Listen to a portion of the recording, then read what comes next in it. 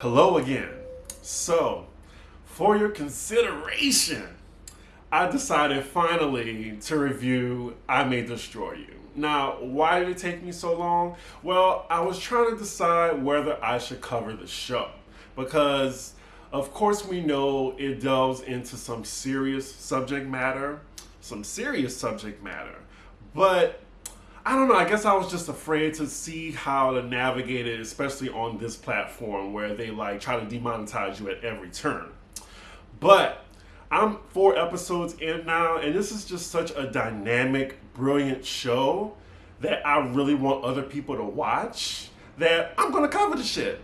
So yeah, I'm really enjoying this series. It's by Michaela Cole, who is also the star. She's the co-director, creator, and writer. And I want to support another great black show such as Insecure. Now, it started out being airing after Insecure, but now it's on Monday nights. Hopefully, I'm going to try to catch up. They're on episode 5 this coming Monday. So, yeah, I'm going to try to hurry up and catch up to it. Now, a quick disclaimer. I will never make light of assault in the subject matter ever. Just want to make that clear. I just want to review the show from my viewpoint and open up a healthy discussion in the comments because I want to know, are people loving this show as much as I do? So, yeah, that's disclaimer number 1. Now, the first episode is titled Eyes, Eyes, Eyes. And before we start the episode, I just want to say a little disclaimer, second disclaimer. Now, I realize that this episode takes place in London town. Well, the whole series takes place in London town. They have British accents and it's kind of hard to follow. And it's not even Cockney British, it's just a regular British accent. So I need to have the closed captions on because it's hard to follow a little bit what they're saying because their accents are very hard. If it's your first time watching, I would suggest you watch it with the closed captions on so you don't miss the dialogue because the dialogue in this series is stellar. All right, so we open up in Italy and we have our main character, Arabella. She's waiting on her Uber. She has this gentleman behind her. Pretty decent looking gentleman who appears to be her love interest. So she gets a text from a male friend to go out when she gets back to London. We see that she's just visiting Italy for now. And I'm gonna call this guy Italian Bay for right now. Now the guy who's texting her name is Simon. He notices that the guy texts her and she's just like, oh no, he's strictly platonic. We've already tried it, been there, done that. I tried to get with him and he shoved me to the floor. So as her Uber comes, she wants to know oh, when I'm gonna see you again. So he doesn't want to go to London. He hates London, I'm guessing for some strange reason. And he never really gives her a clear answer as she's getting into the vehicle. He's kind of rude too. So this makes me think this isn't really her boyfriend. This is more so like a fling. So as she's getting her Uber and she's on her way, she gets a telephone call from Italian Bay and he says something about the sea. And then during this, she has a little bit of flashbacks from, I'm guessing, their time together that they spent. All right, so she's back home. She looks like she has a very comfortable relationship with her roommate. She's just talking to him as she's on the toilet. So she's on the phone, and I'm guessing that she's on the phone with her editor. She's an author. Another side note, watching this episode, they don't give us anything. We basically take all the context clues they give us to make our interpretation of what's going on. So I'm figuring out shit just as I'm watching it. So right, she's an author, she's on the phone with her editor, and it looks like she has 4 days to finish a draft. And these passive aggressive white people, they really are pressuring her to finish by the deadline. It also looks like they're paying for her travel to Italy too. And we can see that she's not really doing any writing in Italy. She's busy, having a good fling with Italian Bay. So she has to do an all-nighter, and they offer that she can do it at her office by the deadline, which is 6 a.m. So as she's talking to her roommate, we notice she has a second roommate who is this beautiful black girl that she's friends with. I don't think they say her name yet, so I'll wait. So her roommate, which one is a white gentleman, the other one is a black girl, they're talking about, you know, Italian bae. She's saying she's a little interested and she's been going back and forth to Italy for some time. So she's definitely talking about him in the context of a fling aspect, but it does seem like she's really enjoying his company. So she gets to the office. It looks like she's having a lot of writer's block. She's very distracted. She even goes to her computer and she types in how to write quickly, which is just really funny. And at first I'm thinking she's pulling a B. Simone and plagiarizing, but when you zoom in, you see that she's just copying her own tweets. So it looks like she's like a millennial artist who's basing her book off her tweets. At first I thought she was plagiarizing the first time I watched this, but yeah, I'll get to that later. So she has another homie of hers comes by, keep her company while she's trying to finish writing. Now she also gets a FaceTime from Simon again, asking, oh, come on, come out. I have my NBA player cousin. He wants to meet you. Simon is really trying to get her to go out, but she still says, oh, I have a deadline. I can't come out. It's Thursday night. I'm sorry. Hangs up. Even her friend Kwame is just like, don't do it. So the next scene, we're at Simon's place, and Simon is with his girlfriend. It looks like she's going out with him too. So their plans are basically to go on a threesome date with this lady that they met from an app. Now on his threesome date, his cousin, like the NBA guy, is going to be coming along too, which is why I'm guessing he wanted Arabella to come so bad. So when Arabella says she can't come, they're trying to think of someone else they could bring on the date with them. It's looking like the girlfriend is the one who's orchestrating this. And just something about Simon, I don't know, he just seemed ain't shit to me. So they're looking over the app and they're looking at the girl and she's pretty. And the girl saying she's attracted to him, and it looks like he's not into the idea, and I'm just kind of weirded out. I mean, like, what straight guy wouldn't want that pass? I don't know.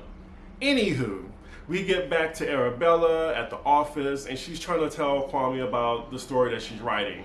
Kwame is busy on an app, so we get a subtle nod from the app that he's on because he's scrolling through guys. We're assuming that Kwame is gay. Kwame gets a little ding from his app and that's his cue to go and, you know, get with the hookup. So Arabella's like, fine, you know, do your thing. And she's like, oh, you want to come back later? And then he says, oh, well, I can't socialize after I ejaculate. Interesting line. Very, very interesting line. So the next scene, we have Simon, his girlfriend, and his cousin. They're waiting on the date that they set up. I'm not sure from what app, but I'm just going to assume it's a threesome app. I don't know. So I'm guessing Simon's cousin is going to be a third wheel? Fourth wheel. It's four of them. Anywho, y'all know what I mean. We get back to Arabella in the office and she's struggling. She's procrastinating and she's just like, I want to go out. So she sets the timer for an hour. And that's some really good use of time, an hour, okay. So we're back to Simon and his girlfriend, his cousin. The threesome girl, she comes, she's beautiful. They're having a good time, they're talking, getting to know one another. We find out that Simon and his girlfriend have been together for 8 years. And the girl is very impressed by that. And she gives a little background of herself. She kind of even hints at, you know, she's wild, she can be depressed sometimes. But she gets a phone call, it seems like it's urgent, and she says, oh, I have to go, something to do with my mom. So it looks like the threesome isn't happening. And his girlfriend later gets up and says, oh, you know what? I'm just going to go home. So right now, it's just Simon and his cousin. And they have some mischievous looks on their faces, but we'll get to that later. So we have Arabella. She's finally out. Somehow she meets up with Simon as he's walking on the street. They're happy to see each other. It looks like it's been a long time. So it looks like Arabella has some notoriety because a fan comes up and just like, oh, hey, are you the one who did that article? And yeah, nice to see. It reminds me of when people see me on the street with Pop Roast. I'm just like, oh, that's so nice. Anywho, So she takes a quick bump from Simon before they go to the next spot. It's a karaoke bar, and we have a really funny little scene of Arabella karaokeing to Truffle Butter. I sucked a white chocolate. I don't know. It was funny. So we see the threesome girl text Simon as they're in the club and like saying she fell for it. So we find out that threesome girl and Simon have already had an affair of some sort. And I gotta say, that's some sociopathic shit. If you can go in the girlfriend's face for 8 years and just pretend like, you not fucking her man. I don't know. I just think that's just real grimy.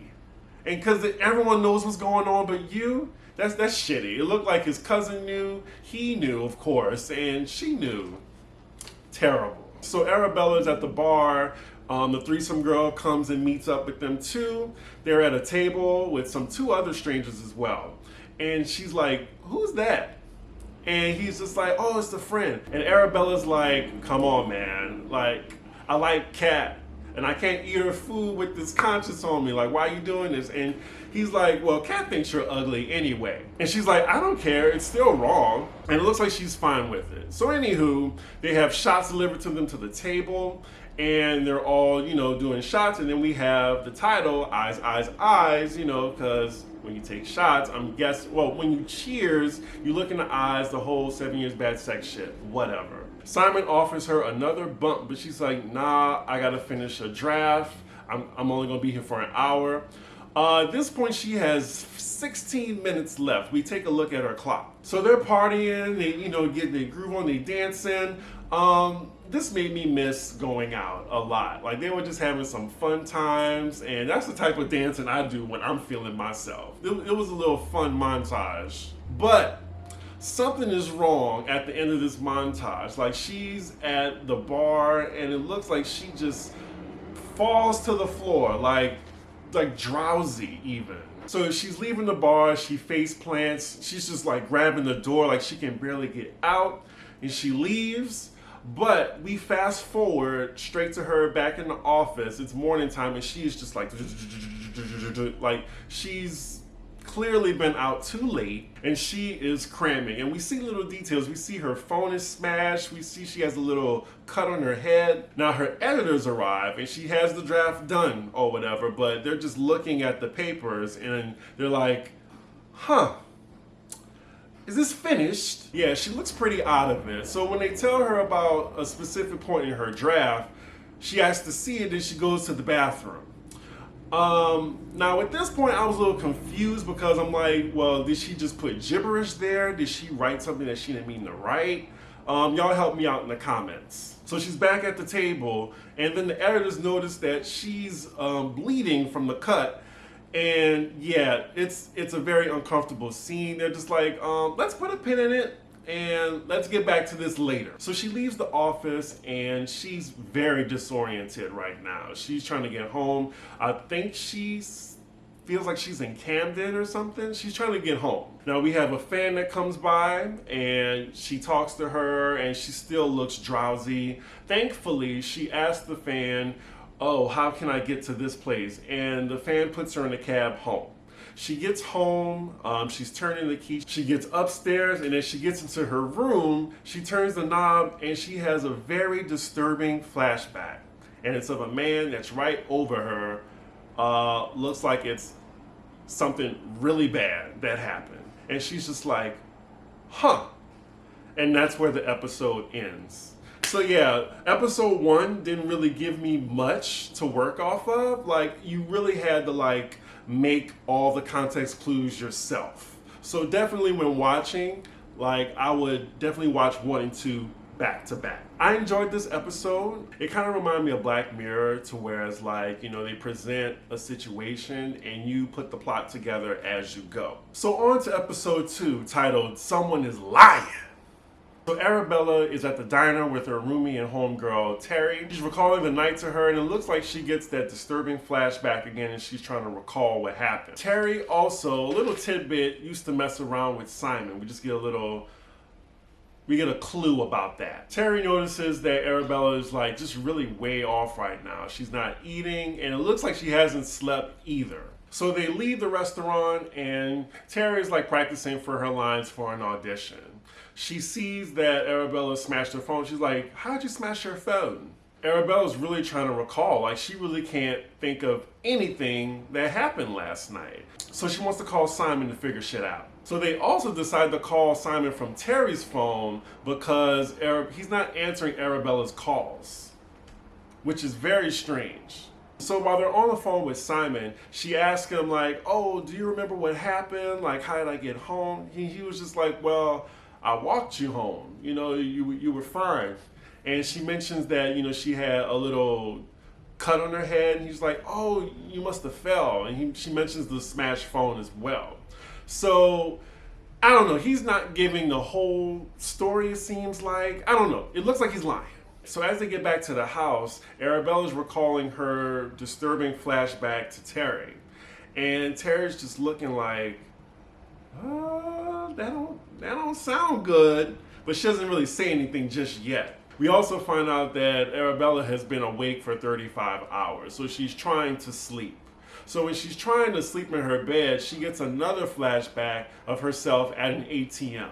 So the next scene, we're at Terry's audition. So I guess it's for some hair campaign. It's two white women that are leading the audition. This whole scene was a little awkward. They ask her, oh, what's the most freeing thing you've ever done?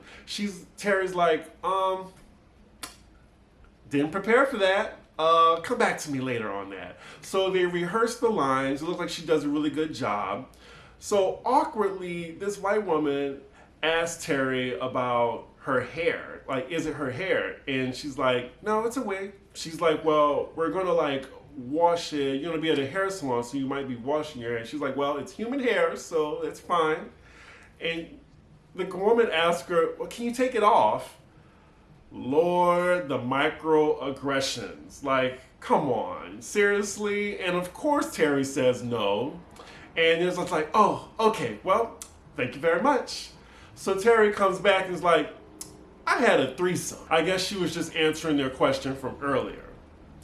I don't think this went well, do you? So the next scene, we're at Simon and his girlfriend's place, and he's clearly ignoring Terry's calls for some reason. After that, the next scene is with Arabella and her white roommate. He notices her cut too, which is pretty bad. He gets a bandage for her, and she's trying to recall the steps of what happened that night. And now that she realizes she was at an ATM, she goes back to her bank account on her phone, and it sees that she was in Camden.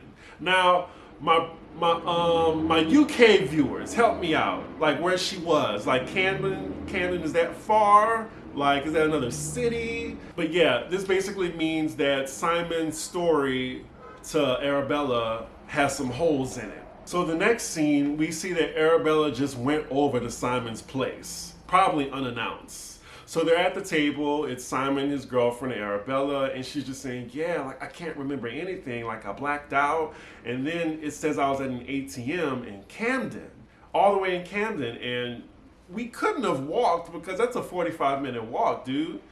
And he's like, well, yeah, well, we took an Uber. And she's like, well, I don't catch Uber. Like, whose Uber was it? And he's like, oh, it was his cousin, DeRay's Uber. He got the Uber for him. And he's trying to like say that, oh, well, yeah, like, we were in the Uber. I went back to the bar. His girlfriend was quick to say like, oh, well, you couldn't have been with DeRay because he left. So now it's like, this nigga can't get his story straight. So Arabella asks, can I see your phone, please, for your Uber receipts? So she takes a picture of his Uber history and she just scurries out the door. So now you see his girlfriend is more suspicious as well. So the next scene, we see that Arabella is tracing his Uber address to where he went, and she winds up at this apartment. She goes up to the apartment door, she knocks on it, and we see that it's the threesome heifer, the bald one, from the other night. Arabella looks a little flabbergasted, and she's just like, "Oh wait, hold on. I don't really care about what's going on with Simon. It's cool." So the threesome girl, she's just like, "Oh yeah, well if you don't care, then it was nice meeting you last night. It was real crazy. Like I can barely remember anything. Like I was at the bar and then I was at my house." And Arabella is like, "Oh, so you couldn't remember it either?" And basically the girl is saying to Arabella that I feel like someone may have spiked my drink. So I'm guessing from this conversation, it seems like Arabella got her drink spiked as well. Now she also alludes to the threesome girl that, well, someone may have been attacked. And you also may have been that person as well. And the only person that we have in common with this is Simon. So it looks like she's putting on that the girl got attacked too. And she does not take this well, that she's accusing her of being assaulted by Simon. She's like, me and Simon have been fucking around for 6 months. He would never do that to me. And she gets increasingly louder and increasingly angry. Arabella hurries up and excuses herself. She's like, "Oh, I'm sorry, I gotta go, my Uber." And then, like, the threesome girl is hollering at this point. She's like, you crazy fucking bitch. Like, it's a little funny the way she's going off on her. That part was funny. And then she's cursing her out. "Yep, my Uber's here. Bye, bye." So she's in the Uber and she makes her way to the police station. She calls Terry to let her know that she thinks her drink was spiked. And rightfully so. I think she should go to the authorities. So she gets there, Kwame meets her, she's being questioned by the detectives. She's very nonchalant right now in her attitude towards answering the questions. So she lets the detectives know that she definitely doesn't think her friend Simon was a part of it. But he did leave her, which really hurts her feelings. So she's being made to recall the incident. And we have this back and forth scene of her talking to the detectives as well as getting checked out in forensics. So as she's talking to the detectives and she's recounting what happened, clearly this is very uncomfortable for her and she finally breaks down. I can honestly tell you that this is a very real account and I'm pretty sure it's a triggering for people who have suffered from sexual assault. So she's still in her hospital gown. She goes up to the rooftop to have a cigarette. She sees this other woman who I'm assuming was a victim as well. They have some very awkward conversation. Now, if any of you can break down that scene for me, I would appreciate it because I was still trying to decipher it after I watched this episode. She had the stain on her gown and yeah, I just didn't know what that meant. I didn't really want to assume. So if anyone can tell me in that scene what they got from that, let me know in the comments. So she makes her way home. I assume that the police followed her back to get more evidence from her clothes that she wore that night. We are in a scene in her room and Kwame and Terry are both with her. As you can see, we see Kwame on that app again. Just keep swiping as, he's comforting Arabella. The Italian babe calls her again and she ignores it. So Arabella asks Terry how did your audition go? And she's like, it was shit. So then Arabella is talking about how could Simon just leave her? So she's reminded of a situation that happened with her and Terry in Italy about leaving one another. And she was just like, let's make a pact not to leave each other. And then Terry was like, well, I didn't leave you. I let you know that I was leaving that night. And she's like, well, I was on 5 different types of drugs. You were only on 3, which was, most of it was alcohol and weed. So that don't really count. So then Terry gets a little bit defensive saying, no, but I didn't leave you. So Kwame is motioning to Terry oh, she's asleep. So for some reason, Terry gets a little upset. She starts to cry a little bit. And I'm not sure if it's concerning Arabella or the trip to Italy, or the audition. So the next scene, we see Simon's girlfriend heading up to the threesome girl's apartment. So it looks like she was snooping around and was suspicious of Simon's lies as well. So she knocks on the door and the bald heifer, she's like, I don't even have time for this. I really don't. Usually I would, but I don't. And she slams the door in her face. And that's how the episode ends. I really do love like how the plot is just unfurling as we go. And watching episode 2 helped me understand episode 1 more. Also, the dialogue about the Italy trip, we find out, because I've already seen episodes 3 and 4, we find out that episode 3 is a flashback to the Italy trip.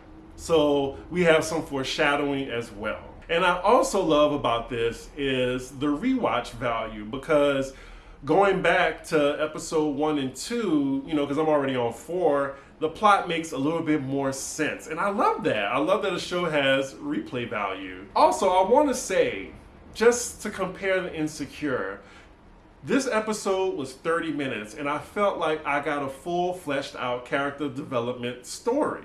If that's what, y'all can see what I mean by when I say what I want from Insecure. So anywho, yeah, I combined these 2 episodes into one video for you. So yeah, let me know in the comments what you thought about episodes 1 and 2.